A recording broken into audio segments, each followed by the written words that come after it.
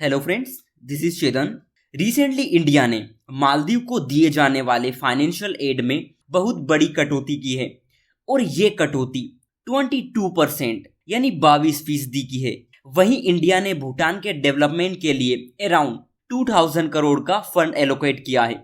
आप ये देख सकते हैं, टाइम्स ऑफ इंडिया की न्यूज़ है। India's financial assistant to the Maldives set to drop by 22% amid diplomatic standoff, Bhutan gets lion's share. India के द्वारा बॉयकट मालदीव के बाद ये दूसरा बड़ा झटका मालदीव को लगेगा।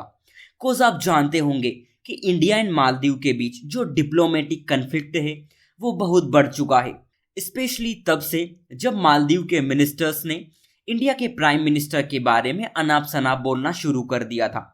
देन उसके बाद से आप देखोगे कि इंडियन की तरफ से बॉयकट मालदीव का कैंपेन सा शुरू हो गया था, जिसमें ये बात की जा रही थी कि मालदीव घूमने से अच्छा है भारत के लोग अपने ही इंडिया के प्लेसेस मोस्टली लक्षद्वीप विजिट करें। जिसके बाद मालदीव जाने वाले इंडियन टूरिस्ट की संख्या बहुत कम हो गई।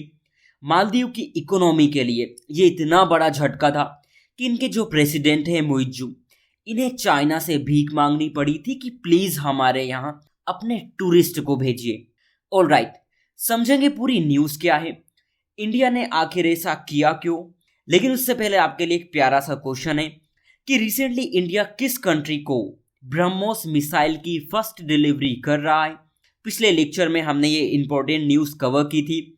आपके ऑप्शंस हैं फिलीपींस, ताइवान, थाईलैंड या फिर साउथ कोरिया। ओके, न्यूज़ ये है कि इंडिया मालदीव के डेवलपमेंट्स के लिए हर साल जो फाइनेंशियल हेल्प करता है उसमें भारी कटौती कर दी गई है और ये कटौती 22% की है। अगर आप देखोगे तो पिछले साल इंडिया ने मालदीव को 770 करोड़ का फाइनेंशियल एड प्रोवाइड किया था, अब ये एड सिर्फ 600 करोड़ का होगा। फ्रेंड्स, इंडिया अपनी नेबरहुड पॉलिसी के तहत अपने पड़ोसी देशों को उनके डेवलपमेंटल प्रोजेक्ट के लिए वित्तीय सहायता करता है, जिसमें आप देखोगे कि इंडिया एक कोऑपरेशन के मॉडल को फॉलो करता है। इस मॉडल में grant in aid, line of credit, capacity building and technical assistant, ये सभी टूल्स शामिल होते हैं। इंडिया के इस कोऑपरेशन मॉडल की रेंज अगर आप देखोगे तो इसमें culture, energy, health, education, housing, IT and infrastructure, sport and science, ये सभी कुछ शामिल होते हैं। नाउ आपका क्वेश्चन ये होगा कि गवर्नमेंट ने आखिर ऐसा किया क्यों। देखिए, इसके आसान से रीजन हो सकते हैं।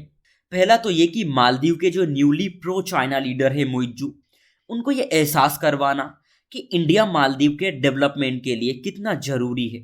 इंडिया के बहुत सारे प्रोजेक्ट मालदीव में चल रहे हैं। स्पेशली मैं मेंशन करना चाहूँगा high impact community development project, जिनकी संख्या करीब करीब 47 है।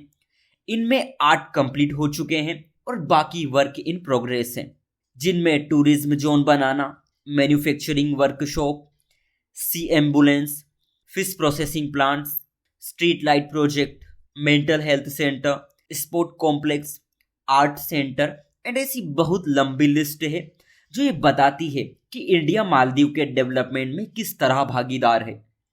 सेकंड रीजन ये है कि इंडियन गवर्नमेंट डोमेस्टिक टूरिज्म को प्रमोट करना चाहेगी।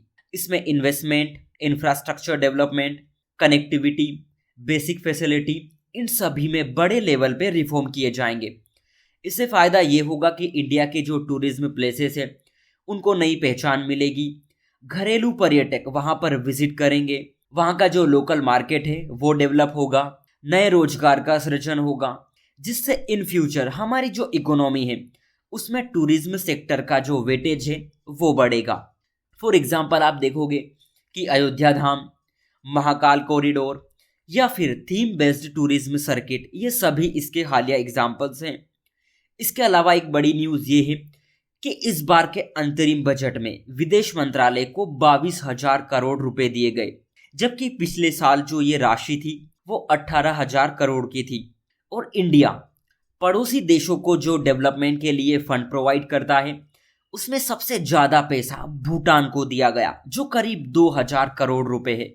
इसमें नेपाल को 700 करोड़, ईरान में चाहबार पोर्ट के डेवलपमेंट के लिए 100 करोड़ रुपए, अफगानिस्तान की हेल्प के लिए 200 करोड़ और बांग्लादेश के लिए 120 करोड़ सैंक्शंस किए गए।